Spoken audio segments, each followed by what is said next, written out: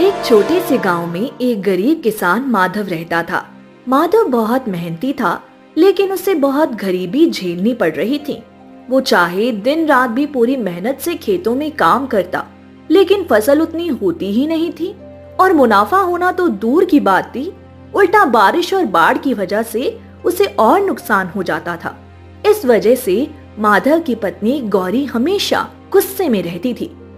एक दिन सुबह सुबह जब माधव खेत जाने के लिए निकल रहा था, वो गौरी से कहता है, गौरी, कुछ खाने के लिए अभी ही बांध दो। दोपहर में तो खेत से लौटना मुश्किल होगा, आज भी बहुत काम है। क्या? यानी फिर वही सुबह से खेतों में चले जाओगे और देर रात को लौटोगे? अरे कब तक यही चलता रहेगा? मैं तुमसे कब से कह रही हूँ कि ये खेत बेचकर कुछ और काम शुरू करो, इसमें कुछ नहीं रखा, लेकिन मेरी सुनते ही कहाँ हो। अरे गौरी, तुम फिर वही बात लेकर बैठ गई। मैं ये खेत नहीं बेच सकता, ये मेरे पिताजी की आखिरी निशानी है। उन्होंने बहुत मेहनत करके इन खेतों को खरीदा था। उस समय इन खेतों में बड़ा फायदा भी होता था, मगर पता नहीं क्यों जब से वो दुनिया से गए, हमारे खेत भी सूख गए। अरे तो जब वो चले गए तो इन खेतों को क्यों रखे हो? फायदा तो भूल जाओ, जो तुम इन खेतों में लगाते हो वो भी वापस नहीं मिल पाता है। बस गौरी, मैं और कुछ नहीं सुनूंगा। मैं खेत नहीं बेच सकता, बस। अब तुम मुझे कुछ खाने को दोगी भी या नहीं? नहीं, कुछ नहीं मिलेगा यहाँ खाने को, जाओ अब। इतना कहकर गौरी गुस्से से घर के भीतर चली जाती है। माधव भी निराश होकर खेतों की तरफ चल देता है। वहाँ पर वो कड़ी धूप में खेतों में काम करता है, लेकिन दोपहर होने तक उसे बेहद थकान लगने लगती है। आहा, बड़ी तेज धूप है। भूखे पेट अब और काम नहीं होता। लगता है मुझे घर वापस जाना ही चाहिए और गौरी से माफी मांग लेनी चाहिए, मगर फिर वो वही बातें करेंगी, मैं कैसे सुन सकता हूँ। माधव सोच में पड़ जाता है, लेकिन वो भी भूख के आगे मजबूर था। चुपचाप अपने घर की तरफ चल देता है। भूख के कारण उससे तो ये रास्ता भी नहीं कट रहा था, मगर तभी अचानक से उसे सड़क के किनारे एक जख्मी कछुआ दिखता है, जिसे कुछ शैतान बच्चे डंडा मार के तंग कर रहे थे। चलो इसे गेंद बनाकर फेंक देते हैं बिरजू। हाँ हाँ, मैं अभी इसे लात मार के उस पेड़ के पास फेंक देता हूँ। माधव उन बच्चों के पास जाकर उन्हें डांट लगाता है। अरे नहीं नहीं, चलो जाओ, भागो यहाँ से बच्चों। तुम्हें कभी भी किसी जानवर को तंग नहीं करना चाहिए। उनमें भी जान होती है और उन्हें भी दर्द महसूस होता है। माधव की बात सुनकर वो बच्चे चुपचाप वहाँ से भाग जाते हैं, लेकिन जब माधव कछुए की तरफ देखता है तो उसे उस पर तरस आ जाता है। हे भगवान, तुम तो बड़े दर्द में लगते हो दोस्त। कितना खून बह रहा है तुम्हारे जख्मों से, और ऐसा लगता है कि तुम्हारी आंखों में आंसू भी है। माधव को देखकर कछुआ और ज्यादा दर्द से कराने लगता है, जैसे कि उससे मदद मांग रहा हो। माधव से भी कछुए की ये स्थिति देखी नहीं जाती और वो उसे अपनी गोद में उठा लेता है। आओ दोस्त, मैं तुम्हें अपने साथ अपने घर ले चलता हूँ। वहां तुम सुरक्षित रहोगे और मैं तुम्हें कुछ खाने को भी दूंगा। हाँ, बस अगर मेरी पत्नी ने दिया तो। आज तो उसने मुझे भी खाना देने से मना कर दिया था। माधव कछुए से बातें करने लगा। वैसे तो माधव में खुद चलने की भी जान नहीं थी, लेकिन अब वो कछुए को उठाकर घर की तरफ चल देता है। थोड़ी ही देर में वो अपने घर के बाहर पहुंच जाता है और गौरी को आवाज लगाता है। गौरी, अरे ओ गौरी, जरा बाहर तो आना। माधव की आवाज सुनकर गौरी अंदर से ही चिल्लाते हुए कहती है, क्यों आ गए ना वापस? अब जल्दी से हाथ मुंह धो लो और खाना लगा देती हूँ, खा लो। लेकिन जैसे ही गौरी घर से बाहर निकलती है और माधव के हाथ में एक जख्मी कछुआ देखती है, वो चौंक जाती है। अरे ये क्या? इसे कहाँ से उठा लाए और क्यों? गौरी, क्या तुम्हें इसकी हालत देखकर इस पर तरस नहीं आई? ये रास्ते में मिला था मुझे। कुछ बच्चे इसे बड़ा तंग कर रहे थे, तो मैंने सोचा मैं इसकी मदद कर दूं। इसीलिए इसे घर ले आया। मुझसे इसकी ये हालत देखी नहीं गई। अरे तुम्हारा दिमाग तो ठीक है, यहाँ घर में अपने खाने के तो लाले पड़े हैं और तुम इस कछुए को घर उठा लाए। क्या खिलाओगे इसे और इसका ध्यान कौन रखेगा? तुम कैसी बातें करती हो गौरी? तो क्या मैं इसे वहीं मरने को छोड़ देता? अरे मुझे पाप पड़ता पाप। यह बेचारा हमारी मदद नहीं मांग सकता, पर हमें इसकी मदद करनी चाहिए। लेकिन इसका खर्च कैसे उठाओगे तुम? ये नन्हा सा कछुआ, ये कितना खा लेगा भला जो तुम परेशान हो रही हो? मैं इसका ध्यान खुद रखूंगा, ये मेरी जिम्मेदारी है। मगर जब तक ये पूरी तरह ठीक नहीं हो जाएगा, मैं इसे कहीं नहीं जाने दूंगा, बस। माधव की बात सुनकर गौरी गुस्से से पैर पटकते हुए घर के भीतर चली जाती है। लेकिन माधव एक बाल्टी में पानी लाता है और सबसे पहले कछुए को पानी से नहलाकर उसके जख्मों को साफ कर देता है। इसके बाद उसे जहाँ ज्यादा चोट लगी थी वहाँ हल्दी लगा देता है। ये हुई ना बात। अब मैं तुम्हें इस बाल्टी में डाल दूंगा ताकि तुम इसमें तैर सको। तब तक मैं तुम्हारे खाने की कुछ व्यवस्था करता हूँ। अरे उसकी व्यवस्था बाद में करना, पहले जरा आकर खुद कुछ खा लो। सुबह भी कुछ नहीं खाया। माधव कछुए को पानी में छोड़कर खाना खाने चला जाता है, लेकिन उसके दिमाग में एक ही बात चल रही थी कि वो आखिर कछुए को क्या खिलाएगा। खाना खाने के बाद माधव गौरी से कहता है, मैं जरा बाजार जा रहा हूँ गौरी, इस कछुए के लिए कुछ खाने को लेने। क्या सचमुच? अरे अब तो तुमने इसके जख्म साफ कर दिए ना। चुपचाप जाकर इसे नदी में क्यों नहीं छोड़ाते? क्यों फालतू में इस पर पैसे बर्बाद कर रहे हो? अब इसकी रखवाली मेरी जिम्मेदारी है गौरी, और तुम मुझे रोक नहीं सकती। जब तक मैं वापस ना लौटूं इसका ध्यान रखना। देखना कोई शरारती बच्चा आकर इसे तंग ना करे। इतना बोल माधव चला जाता है और गौरी गुस्से में बैठकर कछुए को देखने लगती है। इनको तो एकदम अकल नहीं है, कुछ भी करते रहते हैं। एक काम करती हूँ, मैं ही इस कछुए को कहीं दूर छोड़ाती हूँ, फिर पूछेंगे तो कह दूंगी कि अपने आप ही चला गया। गौरी इतना सोचकर कछुए को उठा लेती है और घर से बहुत दूर छोड़ आती है। अच्छा हुआ बला टली, बिना मतलब की मुसीबत था वो कछुआ। कुछ देर बाद जब वो घर वापस जाती है और जैसे ही गौरी घर पहुंचती है, वहाँ का नजारा देख उसके होश ही उड़ जाते हैं। कछुआ उसके घर के आंगन में ही बैठा था। ये कैसे हो सकता है? इसे तो मैं दूर छोड़ आई थी, फिर ये अपने आप वापस कैसे आ गया और इसे घर का रास्ता कैसे मिला? गौरी खुद से सवाल कर ही रही थी कि तभी माधव बाजार से कुछ फल और सब्जियां लेकर आता है। ये लो मेरे प्यारे दोस्त, मैं तुम्हारे लिए पौष्टिक खाना लेकर आया हूँ। इसे खाकर तुम जल्द ही ठीक हो जाओगे। गौरी ने माधव से कुछ भी नहीं बताया। कछुआ खाना देखकर बहुत खुश हो जाता है और बड़े प्यार से उसे खाने लगता है। लेकिन गौरी अभी भी गुस्से में थी। ये इतनी महंगी सब्जियां और फल लाने में तो तुम्हारा सारा पैसा खर्च हो गया होगा ना? हाँ गौरी, मेरे पास जो पैसे थे सब खर्च हो गए। मगर तुम फिक्र मत करो, कल फसल काटने का दिन है। उसके बाद उसे बेचकर मुझे कुछ पैसे तो मिल ही जाएंगे।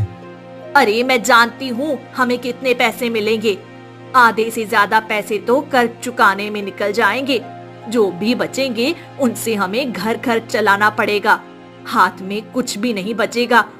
और उसमें तुम इस तरह से इस कछुए पे पैसे उड़ाओगे तब तो हमें भूखा ही मरना पड़ेगा ना। ऐसी बातें मत करो गौरी, सब अच्छा ही होगा। हमें उम्मीद नहीं हारनी चाहिए। गौरी गुस्से में घर के अंदर चली जाती है और वो माधव से बात करना बंद कर देती है। गौरी की भी गलती नहीं थी। इतनी गरीबी में वो कैसे घर चला रही थी ये वही जानती थी।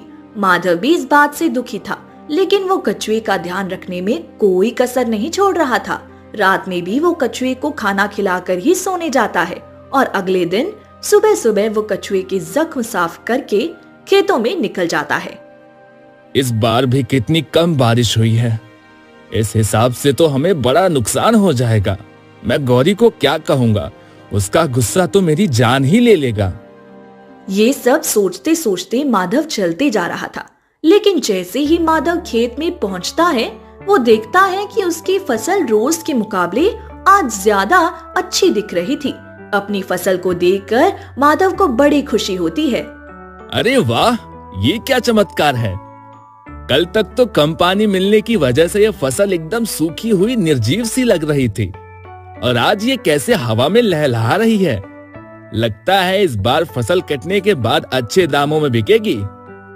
माधव के अंदर अपनी फसल को देखकर एक उम्मीद की किरण जाग जाती है। वो दिल लगाकर पूरे दिन खेतों में मेहनत करता है और फसल काटता है। रात में जब थका हारा वो घर पहुंचता है तो गौरी को बुलाते हुए कहता है, गौरी, अरे ओ गौरी, गौरी जरा सुनना तो। क्या हुआ? चिल्ला क्यों रहे हो? गौरी, आज खेत में फसल बड़ी अच्छी लग रही थी। लगता है इस बार वो बाजार में अच्छे दामों में बिकेगी। हो सकता है कि हमें दुगना फायदा हो। ये सुनकर गौरी भी खुश हो जाती है, लेकिन तभी माधव को अपने प्यारे कछुए का ध्यान आता है। अरे गौरी, क्या तुमने कछुए को दोपहर में खाना नहीं खिलाया था? क्या? नहीं, मैं काम में इतना व्यस्त थी कि भूल ही गई। और वैसे भी तुम मुझसे सुबह खिलाकर तो गए थे ना। ये क्या गौरी, तुम ऐसा कैसे कर सकती हो? अरे वो घायल है, उसे ज्यादा से ज्यादा पौष्टिक आहार की जरूरत है। लाओ, पहले मैं उसे खिलाऊंगा, उसके बाद ही मैं खाऊंगा। इसके बाद माधव बड़े प्यार से कछुए को खाना खिलाता है। कछुआ भी इसे देखकर बड़ा प्रसन्न होता है। उन दोनों में ऐसा साथ देखकर गौरी का भी गुस्सा थोड़ा शांत हो जाता है। अगले हफ्ते जब माधव खेतों की फसल बाजार में बेचने जाता है तो वाकई में वो दुगने दामों में बिकती है और उसे बहुत फायदा होता है।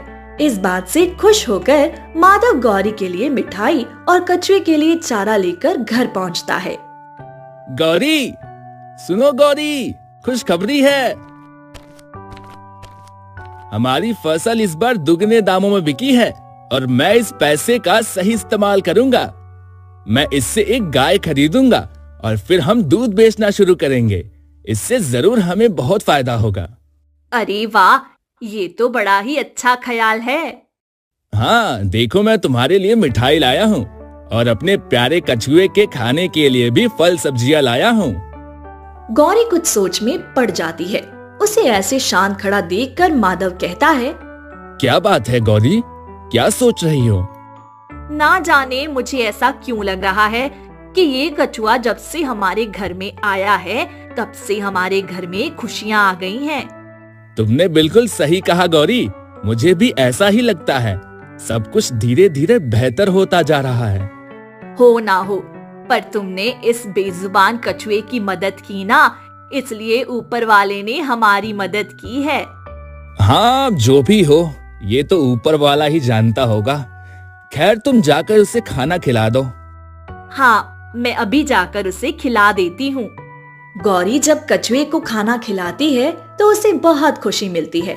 उसका अभी तक का व्यवहार इसलिए ऐसा था क्योंकि घर की आर्थिक स्थिति से वो बहुत दुखी रहती थी। आज जब घर की परेशानियां कुछ कम हुई तो उसे भी कछुए की देखभाल करके बहुत अच्छा लगा। अब गौरी और माधव दोनों मिलकर कछुए का ध्यान रखने लगे थे। कछुआ भी धीरे धीरे ठीक होने लगा था। एक दिन माधव गौरी से कहता है, गौरी, अब इस कछुए को हमें वापस नदी में छोड़ना होगा। ये अब ठीक हो गया है। क्या? मगर क्यों? मुझे इसे नहीं बेचना है।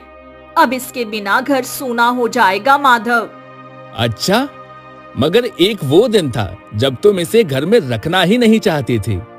बेकार की बातें मत करो, तब हालात कुछ और थे, लेकिन अब तो मैं कह रही हूँ ना, इसे मत ले जाओ।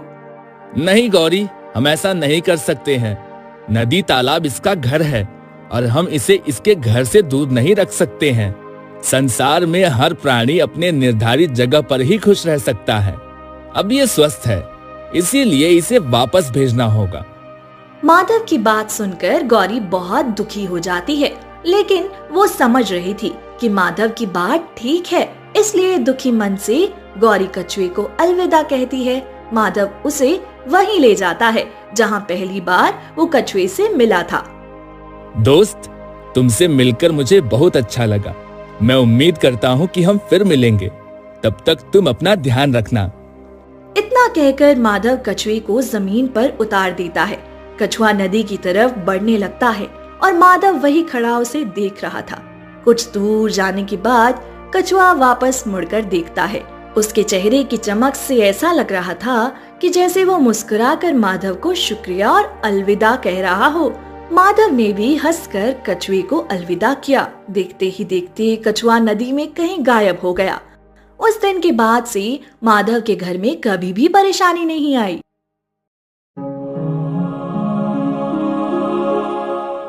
गांव के मुखिया हरिराम का बेटा धोनीलाल, जिस पर जिम्मेदारी का कोई भार नहीं था। जब तक मुखिया हरिराम थे, रोजी रोटी की चिंता धोनीलाल के सिर पर नहीं आई। मुखिया जी का सम्मान पूरे गांव में था और उनका कामकाज भी अच्छा चलता था। लेकिन धोनीलाल, वह तो बस दोस्तों के साथ बैठे बैठे दिन काटता, गप्पे हाँकता और पेट भर खाना खाता। अरे भाई धोनीलाल, तुम्हारे बाल तो इतने बढ़ गए हैं कि अगर तुम जंगल में जाओ तो शेर भी समझेगा कि कोई बूढ़ा ऋषि तपस्या करने के लिए आया है। अरे शेर क्या समझेगा, जंगल के सारे जानवर मेरी सेवा में आकर कहेंगे, महाराज आपके चरण स्पर्श करते हैं, हमको आशीर्वाद दीजिए। दिन भर इसी तरह गप्पे मारते मारते धोनीलाल अपना समय बिताता। पिताजी ने कई बार समझाया कि बाहर जाओ, कुछ काम धंधा शुरू करो, लेकिन धोनीलाल के कानों पर जू तक नहीं रेंगती। ये लड़का तो सुधरने का नाम ही नहीं लेता। मैंने कितनी बार कहा है कुछ काम कर, कुछ कमा, पर इसे तो गप्पे हाँकने में फुर्सत नहीं। अब मैं बूढ़ा हो चला हूँ, इसके बाद क्या करेगा ये? अब आप इतनी चिंता मत करो, कभी कभी देर से समझ आती है, समय आने पर सब कुछ ठीक हो जाएगा। सोचता हूँ इसकी शादी करवा दूं। बहू आएगी तो शायद ये जिम्मेदारी समझेगा, परिवार का भार उठाना पड़ेगा तो शायद कुछ काम धाम शुरू कर दे। धोनीलाल की धूमधाम से शादी होती है। मुखिया ने सोचा कि शादी धोनीलाल को जिम्मेदार बना देगी। शादी के बाद धोनीलाल के जीवन में थोड़ी बहुत जिम्मेदारी आई जरूर, लेकिन उसका आलस और मस्ती अभी भी कम नहीं हुई थी। मुखिया को उम्मीद था कि बहू राधिका उसे समझाएगी, लेकिन किस्मत को कुछ और ही मंजूर था। शादी के कुछ दिन बाद ही मुखिया का देहांत हो गया। बेटा अब तो कुछ जिम्मेदारी समझ ले, आखिर कब तक इस तरह चलेगा? तेरे पिता भी अब नहीं रहे, घर की हालत दिन ब दिन खराब होती जा रही है। बहू है घर में और अब तेरे ही ऊपर सब कुछ है। तू कब तक हाथ पर हाथ धरे बैठा रहेगा? अरे माँ, क्या इतना सोचती हो? अरे अभी तो सब चल ही रहा है ना, अब भूखे तो मर नहीं रहे हैं, और फिर काम तो कोई भागा थोड़ी ना जा रहा है, कर लेंगे। और क्या, कुछ ना कुछ तो हो ही जाएगा। अरे जिंदगी इतनी भी मुश्किल नहीं है जितना तुम बना रही हो। अरे थोड़ा सब्र करो, कुछ ना कुछ इंतजाम कर लेंगे। पिताजी के गुजरने के बाद हालात और बिगड़ गए। अब घर चलाने की जिम्मेदारी धोनीलाल पर आ गई थी, लेकिन धोनीलाल के पास न काम था न कोई योजना। धीरे धीरे घर की हालत खराब होती गई और भूखमरी की नौबत आ गई। अजी ऐसे बैठे बैठे कुछ नहीं होगा, कुछ काम कीजिए, बाहर जाइए और कुछ रोजी रोटी का बंदोबस्त कीजिए। आखिर कब तक ऐसे ही चलेगा? अरे जाऊं भी तो कैसे, पास में कुछ पैसे तो हों।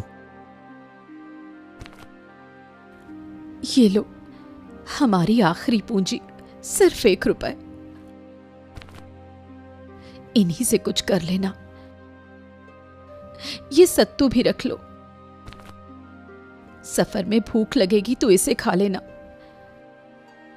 अब ठीक है, देखते हैं इस पैसे से क्या कर सकते हैं। अगली सुबह धोनीलाल ने अपनी यात्रा शुरू की। जेब में सिर्फ 1 रुपए और हाथ में सत्तू की गठरी लिए धोनीलाल दिन भर चलता रहा और सोचता रहा कि इतने पैसों में क्या करेंगे। 1 रुपया? इतने में क्या हो सकता है?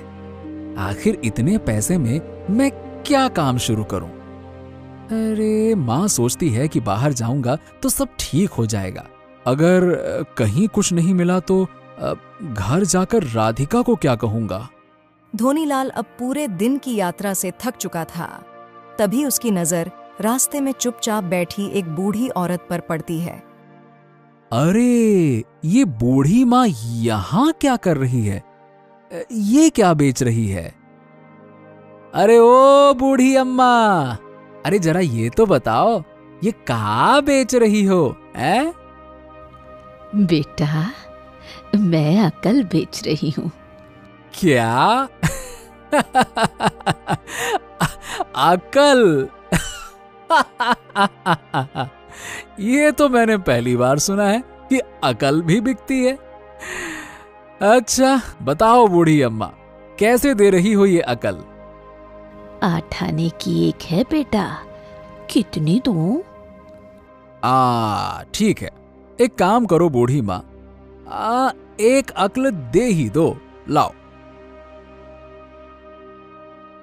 बेटा, छोटे काम से कभी घृणा मत करना। अरे ये तो मुझे पहले से पता है, इसमें क्या नया है?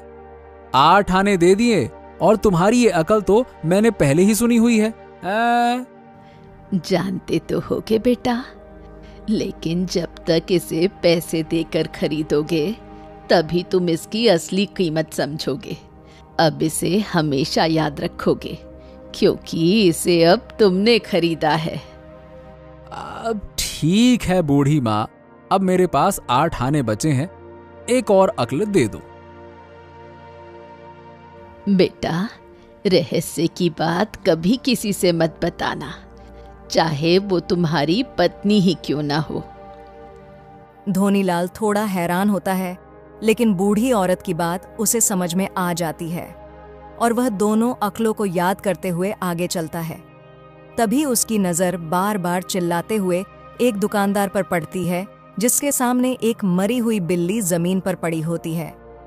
अरे भाई, कोई ऐसा आदमी है जो इस बिल्ली को उठाकर कहीं फेंक आए? मैं उसे 2 रुपए दूंगा। अरे एक मुखिया का बेटा होकर क्या मैं ये काम कर सकता हूं? मरी हुई बिल्ली को उठाकर फेंकना तो बहुत नीच काम है, हैं? लेकिन पैसा तो क्या मुझे करना चाहिए? बूढ़ी माँ ने कहा था कि छोटे काम से कभी घृणा मत करना, और अगर मैं ये काम करता हूं तो मुझे 2 रुपए मिलेंगे। वाह, इतने पैसे से तो मैं कुछ ना कुछ तो कर पाऊंगा।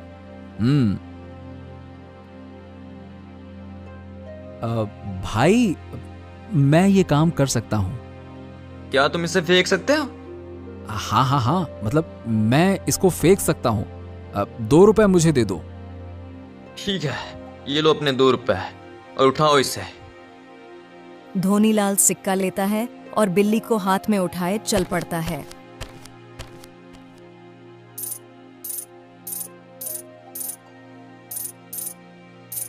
अरे ये आवाज कैसी? हाँ, कहीं ये आवाज इस बिल्ली की तो नहीं है? अरे ये क्या, चांदी के सिक्के? अब धोनीलाल बिल्ली को और जोर जोर से हिलाने लगा। हे भगवान, इतनी दौलत! हा, ये तो किस्मत खुल गई मेरी। धोनीलाल बिल्ली को वहीं फेंककर सारे सिक्कों को एक गट्ठर में बांध लिया और सीधे अपने गांव की ओर चल पड़ा। सुबह होते ही धोनीलाल अपने गांव पहुंच जाता है। घर पहुंचकर राधिका, अरे ओ राधिका! अजी, आप इतनी जल्दी वापस कैसे आ गए? और ये क्या, आप कुछ परेशान लग रहे हैं। अरे कुछ पूछो मत, बस ये देखो। हाँ, इतने सारे सिक्के, वो भी चांदी के। राधिका को अपनी आंखों पर यकीन नहीं हो रहा था। उसके पिनट देहाती पति ने एक ही दिन में इतना सारा धन कहां से इकट्ठा कर लिया, मगर वह इस सवाल को उठाने की बजाय दौलत को संभालने में जुट गई। कुछ समय बाद धोनीलाल ने गांव में एक आलीशान मकान भी बनवा लिया। समय बीतता है। एक दिन राधिका अपनी चौखट पर बैठी होती है, तभी उसकी पड़ोसन चित्रा वहां आती है। अरे बहन राधिका, सुना है तुम्हारे पति ने एक ही दिन में इतने रुपए और सिक्के जमा कर लिए। ये तो बड़ी अजीब बात है। कहीं कोई चोरी चकारी तो नहीं कर बैठे? हाँ बहन, ये तो कभी मैंने उनसे पूछा ही नहीं, परंतु आज रात मैं जरूर पूछूंगी। राधिका अपनी बात कहकर घर के अंदर चली जाती है, लेकिन उसके मन में अब शक के बीज पड़ चुके होते हैं। रात में धोनीलाल को आने के बाद, अजी आपसे एक बात पूछनी थी। अरे भगवान, आज फिर क्या नया सवाल आ गया? अच्छा चलो ठीक है, पूछो पूछो, जल्दी पूछो, क्या पूछना है? उस दिन आप जो ढेर सारे सिक्के और सोने की मुद्राएं लेकर आए थे, वो कहाँ से मिली थी? आपने मुझे बताया तक नहीं। अरे छोड़ो ना भाग्यवान, तुम्हें आम खाने से मतलब है या फिर पेड़ गिनने? बताओ। नहीं, आज आपको बताना ही होगा, आपको मेरी कसम है। ओफो, अच्छा अगर तुम नहीं मान रही हो तो सुनो। जिस दिन मैं घर से निकला था, शाम को मुझे एक सन्यासी मिले।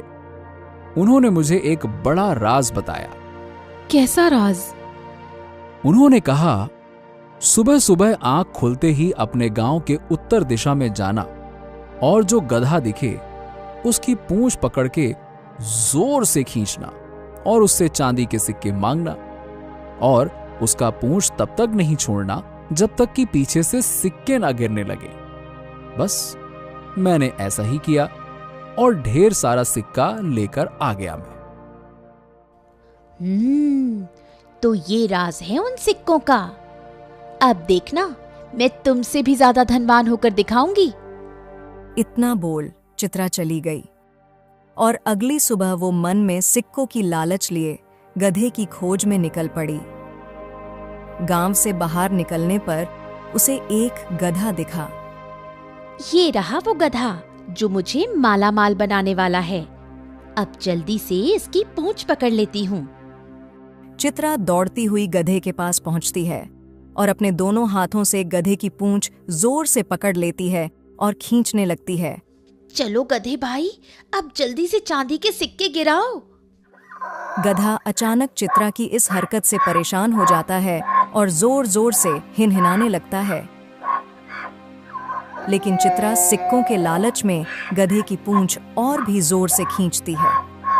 अब गधा परेशान होकर एक जोरदार लात मारता है और चित्रा कुछ दूर जाकर गिरती है।